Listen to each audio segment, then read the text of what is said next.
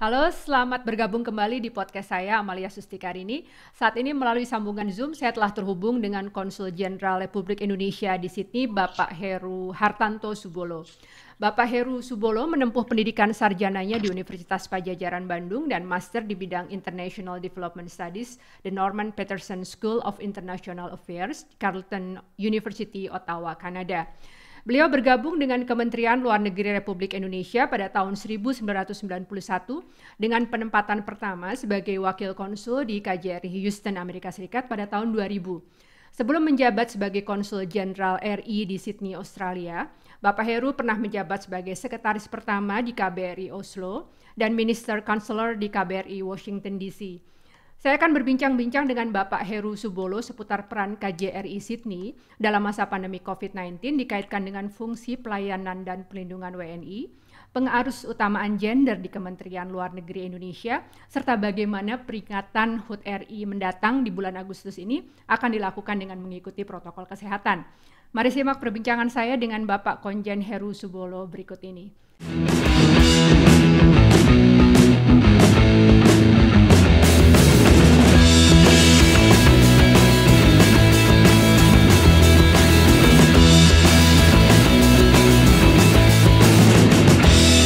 Assalamualaikum Pak Konjen, selamat siang Pak.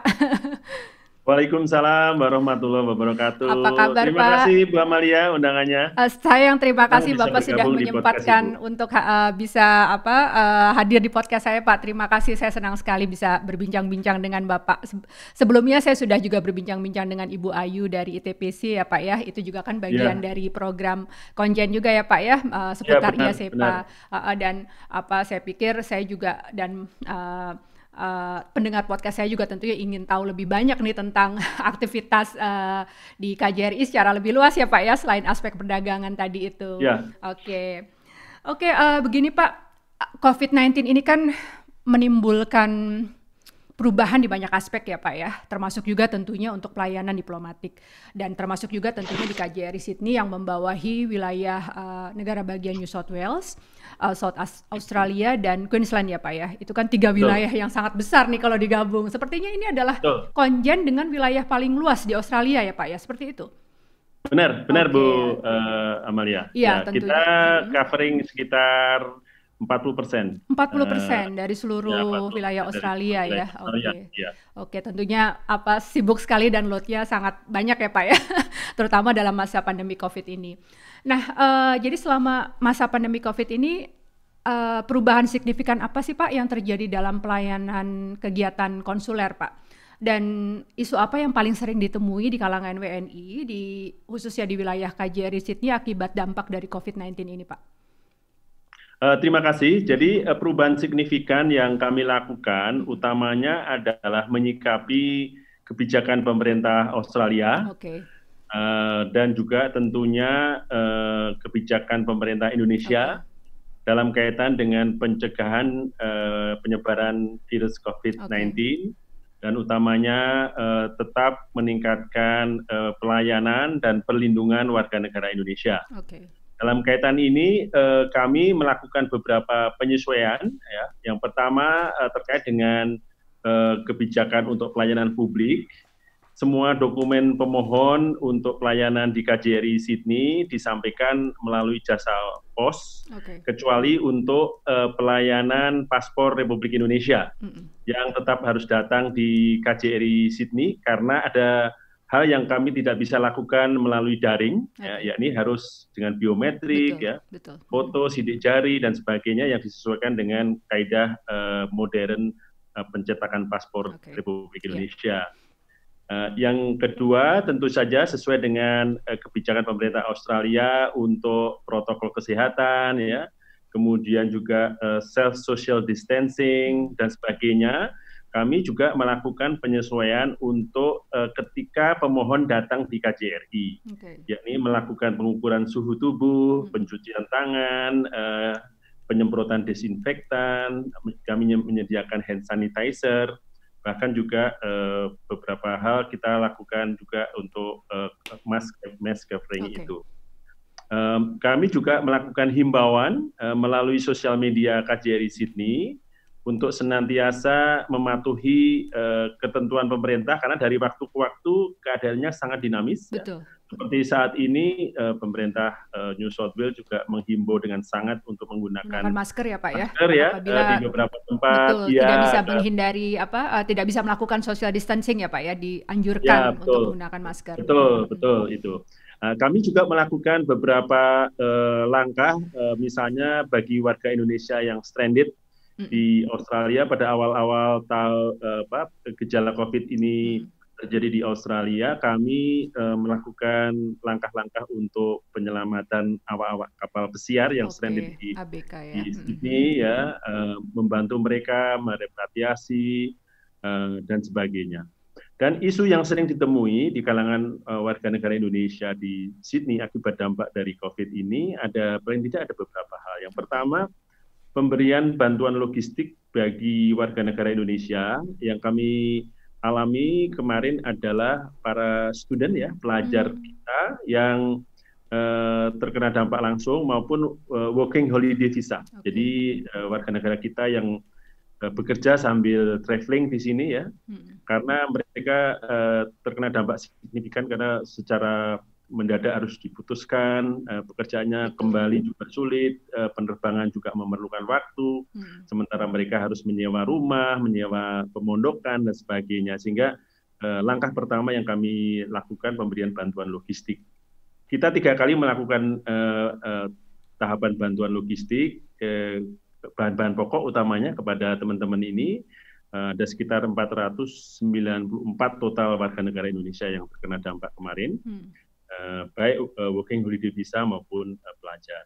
Yang kedua, kita juga isunya mengenai surat jalan untuk yang kembali ke Indonesia. Karena bagi yang kembali ke daerah, ya, bukan hanya ke Jakarta, ini pemerintah kita, tim gugus tugas di Jakarta mensyaratkan adanya surat jalan ke wilayah, habis dari Jakarta ke daerah ini harus ada surat jalan menandakan bahwa mereka ini memang ada kepentingan khusus, karena kalau tidak kan harus tinggal di rumah. Betul. Nah, surat jalan ini kami berikan kepada warga negara Indonesia yang melakukan kunjungan ke Indonesia, dan semuanya gratis, ya, semuanya juga kita permudah melalui online system.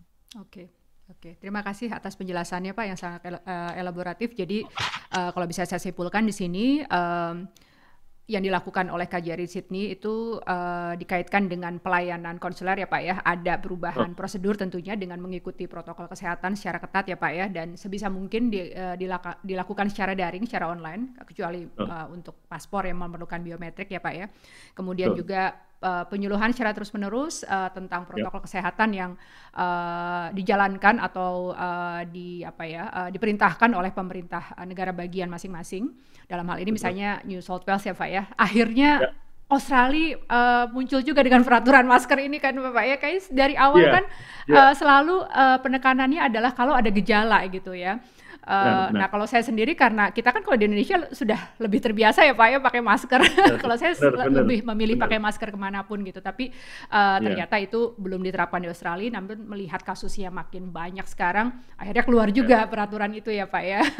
Mungkin untuk kita orang Indonesia sudah lebih terbiasa untuk menggunakan masker. Lebih terbiasa, gitu ya Pak ya. Betul ya. Dan juga tadi yang Bapak sampaikan tentang support ya, bantuan yang diberikan oleh KJRI terkait dengan bantuan logistik bagi student dan juga pemegang working holiday visa ya Pak ya, juga untuk pemberian surat jalan. Itu. Satu lagi mungkin Bu Amalia, jadi kami di bawah koordinasi Kedutaan Besar kita di Canberra bersama seluruh perwakilan Republik Indonesia di Melbourne, di Darwin, di Perth, dan kita sendiri di Sydney, ini melakukan mengkoordinasikan repatriasi mandiri.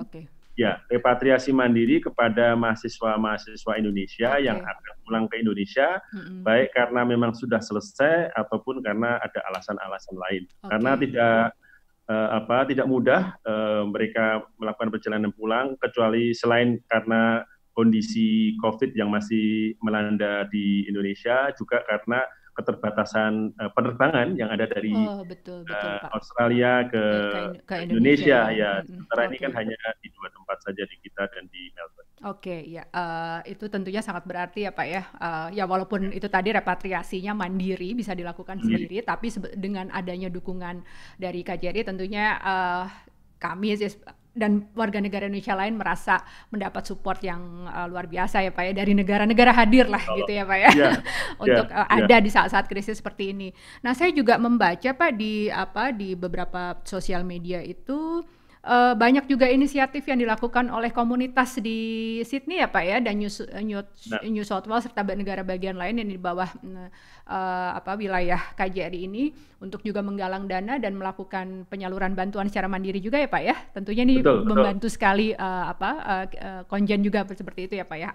Ada kerjasama yang baik dengan komunitas Indonesia di sini. Betul. Oke, ya. Nah selanjutnya ya itu tadi, terima kasih atas penjelasannya, karena kita lihat bahwa kayaknya nih krisis ini akan berlangsung cukup lama ya Pak ya. Kita tadinya berharap 6 bulan mungkin selesai, 3 bulan, 6 bulan, tapi kita lihat perkembangan di Australia bagaimana di negara bagian Victoria kasusnya meningkat luar biasa dan sekarang sudah masuk lockdown lagi ya Pak ya, bahkan sudah ada curfew, sudah ada jam malam di Victoria, dan New South Wales pun sepertinya harus bersiap-siap untuk menghadapi gelombang kedua ini. Jadi sepertinya KJRI dan seluruh teman-teman di sana, staf di sana harus tetap ini ya Pak ya, tetap waspada gitu untuk melakukan. Betul. Ya memang ini sesuatu kondisi yang kita perlu cermati dan ikuti secara terus-menerus perkembangan di luar, karena kita tidak tahu ya, kita berharap segera selesai ya pandemik, temukan obatnya, vaksinnya, kemudian ya kita bisa mengantisipasi dengan baik, tapi sejauh ini masih belum, jadi kita mengikuti progresnya, dan saya berharap melalui media podcast ini teman-teman warga negara Indonesia khususnya dan diaspora Indonesia dapat secara terus-menerus, secara intens memperhatikan saran tindak dari kebijakan Australia setempat. Dan kita di KJRI standby untuk memberikan dukungan, perlindungan, dan sebagainya. Oke, terima kasih. Dan saya juga perhatikan akun-akun sosmed yang dikelola KJRI ini juga sangat aktif dan sangat informatif, Pak. Terima kasih atas penyebaran informasi yang sangat berguna. Nah selanjutnya saya berapa minggu yang lalu nih Pak ikut satu acara yang diadakan oleh KJRI, yaitu tentang program pelayanan atau meluncurkan program pelayanan beta siaga ya Pak ya, bersama Kita Jaga itu tadi ya Pak ya, sebagai salah satu bentuk perlindungan WNI. Ini saya personally tertarik sekali dengan program ini Pak. Memang kita tahu salah satu fungsi perwakilan Republik Indonesia di luar negeri adalah memberikan perlindungan, pelayanan dan perlindungan ya Pak ya. Tapi di sini penekanannya adalah tentang perlindungan terhadap HAM perempuan dan domestic violence. Nah ini menurut saya adalah unsur yang mungkin tidak terlalu baru ya, tapi menarik gitu Pak ya, untuk mungkin kita bisa diskusikan lebih jauh. Kenapa? Karena di Indonesia sendiri kan ini sedang menjadi subjek yang cukup diperbincangkan ya Pak ya. Misalnya kemarin ada rancangan RUU penghapusan kekerasan seksual misalnya, dan juga isu-isu bagaimana untuk usaha-usaha untuk lebih melindungi perempuan dari kekerasan ini juga menjadi salah satu fokus utama yang dilakukan oleh baik itu pemerintah maupun bersama-sama dengan kalangan civil society di Indonesia. Ternyata ini pun dilakukan oleh perwakilan Indonesia di luar negeri nih Pak. Ini pertanyaan saya mungkin akhirnya related juga ke gender mainstreaming nih Pak ya, ke masalah pengarus utamaan gender khususnya di Kementerian Luar Negeri. Ini Menteri Luar Negeri kita Ibu Retno adalah perempuan ya, saya bangga sekali, dan sudah dua periode ini beliau menjabat ya Pak ya. Dan saya juga waktu itu sempat melihat ada kampanye atau ada satu program di salah satu direktorat di Kemenlu itu membuat program kesadaran terhadap pelecehan seksual di lingkungan kerja. Jadi saya pikir wah, Kemenlu ini sudah take berapa step ahead gitu ya untuk mempromosikan gender mainstreaming yang kemudian juga dituangkan lewat program-program perlindungan dari domestic violence ini Pak. Nah, saya udah pernah nih ngobrol dengan rekan saya diplomat perempuan. Nah sekarang kayaknya saya ingin sekali berdiskusi tentang hal ini dengan seorang diplomat senior laki-laki nih Pak. Bagaimana pendapat Bapak melihat program-program ini sebagai bagian dari upaya pengarus utamaan gender di Kemenlu, Pak? Pertama mungkin cerita sedikit tadi yang Bu Amalia mungkin sudah mengikuti, yakni pencanangan beta siaga. Iya.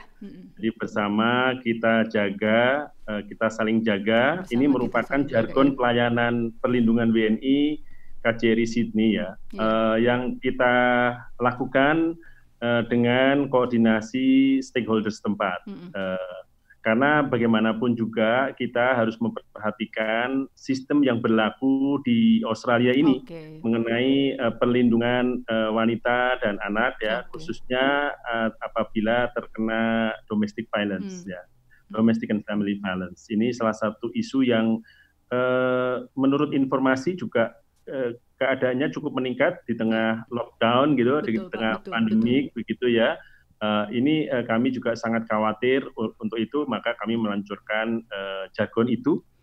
Bukan hanya sekedar jargon, tetapi ada programnya, ya, yakni saling mengisi di mana para stakeholder, khususnya para pemuka-pemuka masyarakat, organisasi-organisasi masyarakat yang ada di lingkungan KJRI Sydney, ya wilayah kerja KJRI Sydney, bisa ikut berkiprah bersama-sama dengan kami untuk mencegahnya. Dan tahu sistem apa yang berlaku di Australia.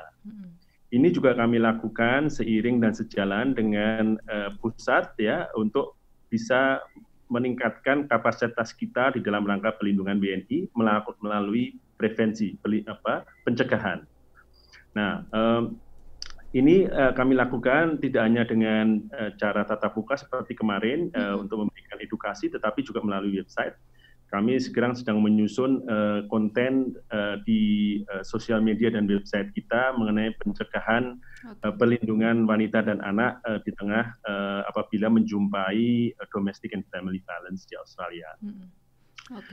Ini di lingkungan perwakilan Republik Indonesia. Di lingkungan ke dalam di Kementerian Luar Negeri, mungkin Bu Amelia juga sudah browsing melalui Google bahwa Kemlu termasuk salah satu dari kementerian di Indonesia yang memelopori upaya pencegahan dan pelindungan anak di dalam penyelenggaraan hubungan luar negeri. Tahun 2015, bulan Maret yang lalu, Ibu Menteri Luar Negeri bersama dengan Menteri Pemberdayaan Perempuan dan Anak menandatangani kesepakatan itu di dalam upaya bagaimana Kemlu bisa berperan serta mengarus utamakan gender dalam aspek manajerial Kementerian Luar Negeri. Karena bagaimanapun juga ke dalam kita harus berbenah memastikan bahwa kesetaraan gender ini ada di dalam sistem internal Kementerian Luar Negeri. Misalnya kalau boleh saya share kebijakan di kepegawaian misalnya, pola rekrutmen di Kementerian Luar Negeri sendiri melalui Diklat dan Biro SDM ini sudah memperhatikan keseimbangan gender antara pria dan wanita, memang walaupun tetap kita utamakan kapasitas mereka untuk lolos dalam perekrutan itu. Demikian juga di dalam seleksi jabatan pimpinan tinggi yang terbuka di Kementerian Luar Negeri memberikan peluang yang sama antara laki-laki dan perempuan untuk menjadi direktur, untuk menjadi direktur jenderal, untuk menjadi duta besar, ya, konsul jenderal dan sebagainya.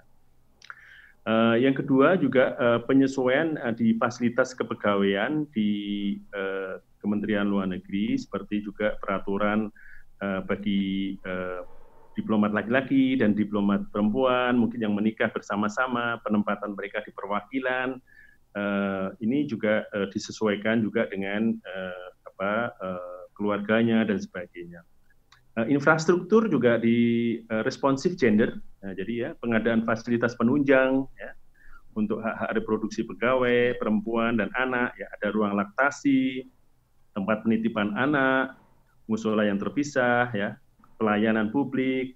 Kami pun di Konsulat Jenderal Republik Indonesia untuk informasi juga kita menyediakan ruang laktasi dan ruang pojok bermain anak, sehingga kami secara masif ingin mengelola ini menjadi lingkungan yang memang family friendly. Jadi kami tidak ketat di dalam, misalnya kalau pengunjung membawa anak, ibu sedang menyusui, kita sediakan tempatnya. Sehingga memang jadi secara kepegawaian, secara fasilitas, infrastruktur memang kita sesuaikan. Di Kemlu sendiri juga sudah ada semacam Pokja ya, Pokja pengutamaan gender yang kalau tidak salah sebelum kami berangkat ke Sydney 2 tahun yang lalu, ini dikelola oleh salah satu dari eselon 1 staf ahli di Kementerian Luar Negeri. Di Kementerian Luar Negeri sendiri pun juga sedang sejak tahun 2015 itu menyusun pedoman ya yang terus diperbaharui mengenai perencanaan dan penganggaran yang responsif gender. Jadi PPRG, perencanaan penganggaran responsif gender, sebagai pendanaan bagi unit-unit kerja atau satuan-satuan kerja yang ada di Kementerian Luar Negeri untuk melaksanakan pengutamaan gender sesuai dengan tusi masing-masing. Itu sejak tahun 2015. Dan juga panduan profil pengarus utamaan gender Kementerian Luar Negeri dan perwakilan juga disusun tahun 2017 bekerjasama dengan Kementerian Pemberdayaan Perempuan dan Perlindungan Anak. Jadi itu beberapa hal yang dilakukan di level pusat. Kemudian di level internasional, sebagaimana tadi Ibu Amalia sudah pernah mengikuti, jadi itu dilaksanakan oleh Ditjen Kerjasama Multilateral, utamanya adalah Direktorat HAM dan Kemanusiaan, yang menyelenggarakan semacam diskusi kajian online meeting untuk meningkatkan kesadaran anti pelecehan seksual di lingkungan kerja. Karena ini penting sekali di level-level di mana kita mengetahui posisi masing-masing perempuan dan laki-laki di dalam lingkungan kerja adalah sangat penting bagi memastikan lingkungan kerja yang kondusif. Untuk informasi juga di KJRI Sydney kita pernah melakukan semacam sharing dan kerjasama begitu ya dengan Universitas Newcastle yang intinya memberdayakan bagaimana kita peningkatan kapasitas sumber daya manusia, utamanya dalam program-program studi, penelitian, pelatihan, konferensi, seminar, workshop gitu yang di bidang pemberdayaan perempuan. Karena ini juga penting bagi kita untuk mendapatkan masukan, ya, dapat input ya, yang bisa kita implementasikan di segala level. Kami juga di kegiatan-kegiatan ya juga mendorong pengarus utamaan gender ini melalui kerjasama dengan beberapa organisasi masyarakat, termasuk juga Dharma Wanita KJRI Sydney, di mana pengarus utamaan gender ini menjadi tema utama kegiatan. Di Sydney sendiri mungkin Bu Amalia perlu tahu bahwa kami mempunyai 14 pejabat diplomatik ya, diplomatik maupun konsuler. Dari 14 itu 8 perempuan. Wah, luar biasa. 6 laki-laki. Dari 50%. Jadi saya termasuk minoritas ini. Itu beberapa sekilas tentang pengarus utamaan gender. Terima kasih Pak atas penjelasannya, membesarkan hati sekali ya bagaimana progres atau upaya-upaya yang sudah dilakukan oleh Kemlu untuk upaya pengarus utama gender ini dari mulai hal kepegawaian ya Pak ya, kemudian fasilitas, ada juga pembangunan infrastruktur ya yang mendukung hak-hak perempuan dan anak ya terrepresentasi di situ, juga tentunya penganggaran juga di situ ada ya Pak, juga cukup penting untuk masalah pengarus utamaan gender ini.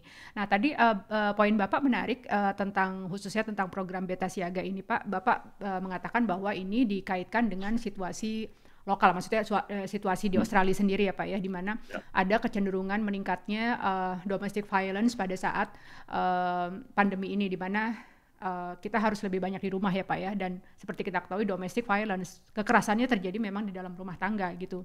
Jadi pada saat kemudian orang-orang harus tinggal di rumah, maka korban dan pelakunya itu akan tinggal lebih lama di rumah besar bersama-sama sehingga meningkatkan resiko itu ya Pak ya. Dan memang saya juga perhatikan bahkan di aplikasi Visa sendiri itu ada ya Pak ya section khusus di situ. Jadi sebelum ada klik yang bagian apa saya agak lupa itu sampai ada warning gitu bahwa Australia sendiri sedang berupaya dengan sangat keras untuk mengurangi terjadinya kekerasan rumah tangga ini, domestic violence ini. Jadi saya pikir ini adalah upaya yang saya pribadi sangat mengapresiasi Pak, bahwa bagaimana kemudian KJRI berusaha untuk mengintegrasikan dengan apa yang terjadi di Australia ini dengan yang kemudian bisa dilakukan oleh perwakilan Indonesia di sana. Dan sekali lagi saya berharap sekali semoga langkah ini bisa menginspirasi teman-teman juga di Indonesia nih Pak. Masih banyak yang sedang berjuang, rekan-rekan civil society, juga anggota legislatif dan teman-teman lain untuk bisa juga membuat masalah pengurangan domestic violence ini dan juga pengaruh utamaan gender itu lebih terdengar di tahun-tahun berikutnya Pak, atau lebih baik lagi lah gitu ya. Oke.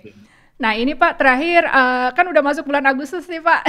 Biasanya kalau udah masuk Agustus kita udah mulai lihat ini, kalau di jalan-jalan udah banyak yang jual bendera-bendera kecil nih Pak ya, di pinggir-pinggir jalan gitu ya. Suasananya tuh sudah berasa sekali kan, kita akan memperingati, merayakan hari kemerdekaan kita. Nah tahun ini kan beda pasti suasananya Pak ya. Kita berada di tengah suasana keprihatinan dan krisis akibat pandemi ini. Saya lihat di media di medsosnya KJRI biasanya tahun-tahun sebelumnya tuh meriah sekali nih Pak ya acaranya. Biasanya ada acara di taman kan, kemudian juga ada pertunjukan kesenian, ada juga misalnya artis-artis Indonesia yang sudah lama tinggal di Sydney ikut menyumbangkan lagu dan lain sebagainya gitu. Nah ini kayaknya tahun ini beda nih Pak ya. Boleh dapat bocoran nggak nih Pak? Jadi walaupun situasinya beda, sedang krisis, kita sedang juga dilanda keprihatinan, tapi bagaimana sih KJRI berusaha untuk tetap menyiapkan perayaan kemerdekaan kita ini dengan meriah gitu ya, dan juga tetap hikmat. Gimana nih Pak? Boleh dapat bocoran Pak?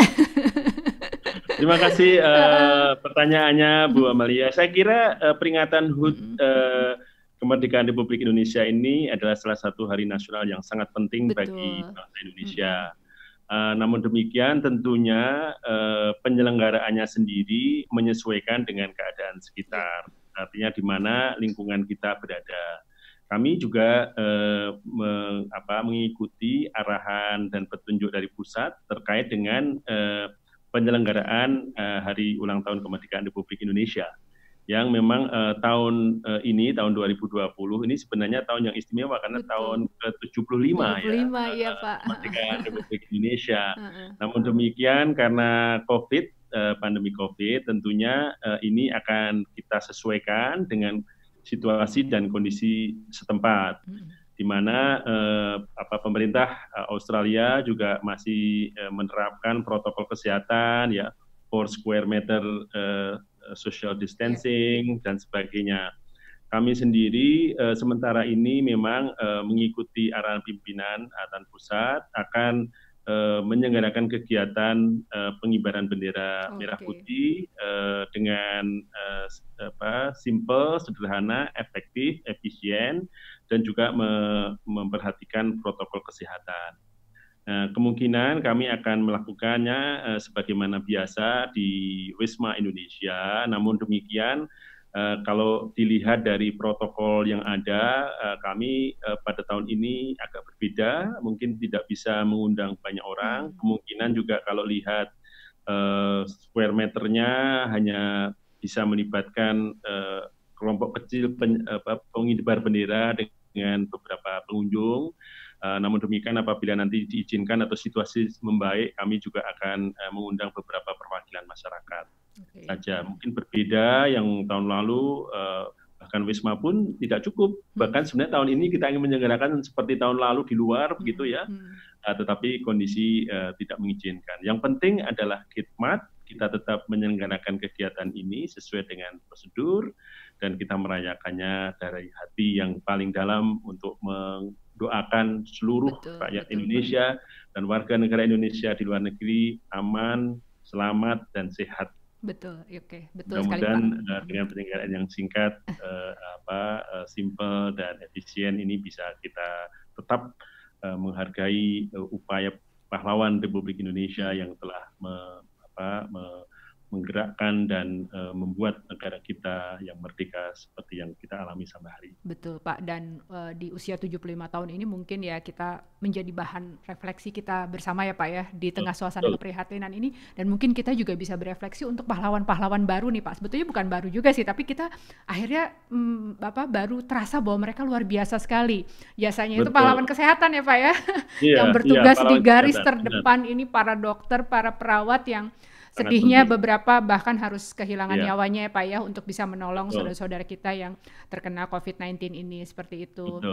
Ya, apa namanya, ya jadi memang sepertinya tahun ini hari kemerdekaan kita adalah hari untuk berefleksi ya Pak ya, dan untuk membangun solidaritas lebih dengan saudara-saudara kita yang saat ini masih sedang berjuang untuk mengatasi krisis dari pandemi COVID-19 ini. Oke, terima kasih banyak Pak Konjen, Bapak Heru Subolo, atas waktunya, atas bincang-bincang yang sangat menyenangkan hari ini Pak. Saya dapat banyak sekali dapat pengetahuan, informasi dari Bapak, mulai dari upaya perlindungan WNI ya selama COVID, kemudian obrolan yang tadi asik sekali tentang pengaruh utamaan gender Pak di Kemlu, serta bagaimana perayaan kemerdekaan Republik Indonesia tahun ini akan dilaksanakan di Sydney ya Pak ya, dilaksanakan oleh KJRI.